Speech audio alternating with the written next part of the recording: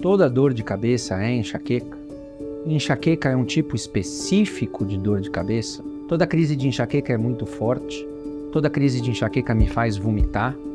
Toda dor de cabeça forte é enxaqueca? Você gostaria de conhecer um pouco mais sobre estas diferenças, sobre como identificar, como tratar e o que pode ser feito para prevenir a enxaqueca? Assista o vídeo até o fim.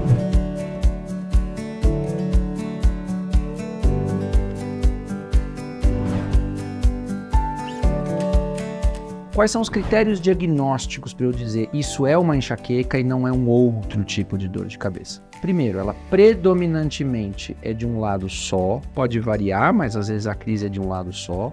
Ela é mais pulsátil do que em aperto. Geralmente a dor é moderada a intensa, fazendo com que a pessoa precise se recluir ou tenha uma queda de produtividade. E é uma dor que, conforme ela vai piorando, ela se agrava com o esforço, por exemplo, subir escada, pegar um peso. Junto com este tipo de dor, eu posso ter a luz incomoda, o barulho incomoda e algumas pessoas têm náuseas ou vômitos. Especialmente pode durar de 4 a 72 horas. Sim, uma crise de dor de cabeça pode durar 3 dias. E, sobretudo, a pessoa tem um exame clínico normal, e eu faço uma tomografia e uma ressonância e não tem nada de alterado por trás. Então é importante dizer que o diagnóstico de enxaqueca, ele é clínico. Ele depende de sentar com um profissional adequado e conversar sobre o tipo e o comprometimento de dor. Talvez a gente possa dizer que 30% da população tenha enxaqueca. Mas é claro, isso não significa que todo mundo tenha enxaqueca crônica. O que é isso? Pessoas que têm dor de cabeça por causa da enxaqueca mais do que 10 a 15 dias por mês. E a gente sabe que isso tem tratamento. Então, se você tem dor nestas características, especialmente se quando a crise vem, te incapacita, e especialmente se ela é muito frequente, procure auxílio médico para a gente identificar se é mesmo enxaqueca e oferecer a melhor proposta terapêutica para você. A enxaqueca em si, na maioria das vezes, tem uma causa genética. O que isso quer dizer? Se o meu pai, ou a minha mãe, ou pessoas na minha família têm enxaqueca, a chance de eu ter é maior. Mas às vezes não tem muito histórico familiar, sabe? Qual que é a origem? Por que eu tenho enxaqueca? Então a gente sabe que existem alguns fatores comportamentais que podem provocar uma crise em quem tem essa predisposição. O primeiro deles é sono. E aí não é só dormir pouco, é também dormir muito. A pessoa que tem enxaqueca pode desenvolver uma crise quando ela dorme menos do que ela precisa ou quando ela dorme mais do que ela precisa. A segunda coisa é a alimentação. Então não é para todo mundo, mas para algumas pessoas com enxaqueca, o consumo moderado ou excessivo de café, chocolate, álcool, queijos amarelos, embutidos e algumas substâncias enlatadas ou com conservantes pode provocar uma crise de enxaqueca. Eu devo parar tudo isso? Não. A recomendação é, no momento que você tiver uma crise ou uma dor mais intensa, olhe para trás. O que eu comi ontem? O que eu comi hoje? Para saber se para você alguma dessas substâncias é um gatilho. Terceiro ponto, atividade física. A atividade física é analgésica. Não imediatamente, mas no longo prazo. Então, se eu tenho crises de enxaqueca com frequência, engatar numa rotina de atividade física aeróbica ou não aeróbica ajuda a diminuir a frequência de crises. E por último, controle do estresse. Não é qualquer estresse, o estresse faz parte da vida, é um pouco de instinto de sobrevivência, mas o estresse excessivo, a exposição excessiva ao estresse pode ser um gatilho para uma crise de enxaqueca ou sua cronificação. Na realidade, tem dois motivos. Por questões biológicas e genéticas, as mulheres são mais suscetíveis a alguns tipos de dores. O outro é hormonal.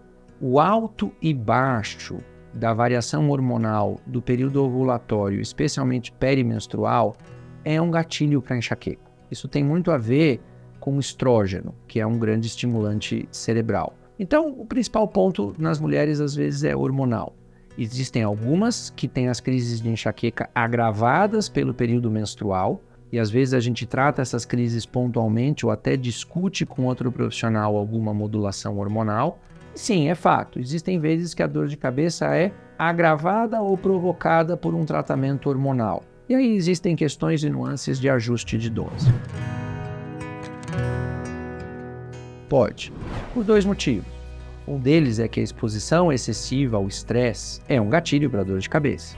E aí, quando eu tenho uma exposição excessiva ao estresse ou sou muito ansioso, existe uma tendência de eu comer errado, de eu dormir mal, de eu fazer menos atividade física.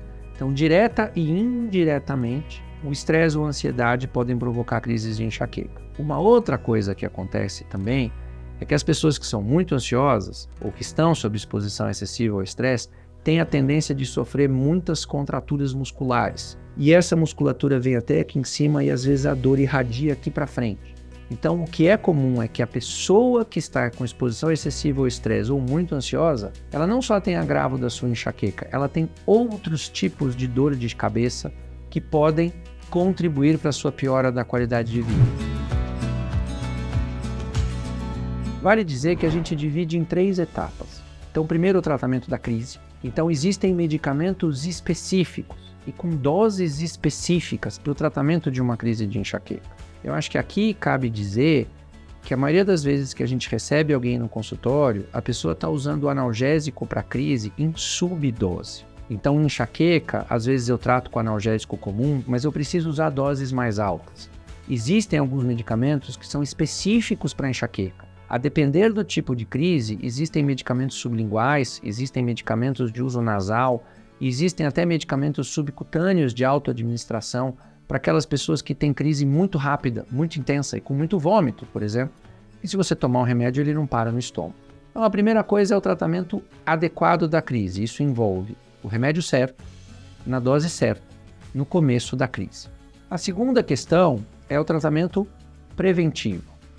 Então, existem medicamentos específicos para enxaqueca e existem medicamentos que são usados para outras doenças também, como, por exemplo, remédios para pressão alta, remédios para labirintite, remédios para depressão e alguns antiepiléticos que na dose, tempo e duração adequada são usados para prevenir dor de cabeça.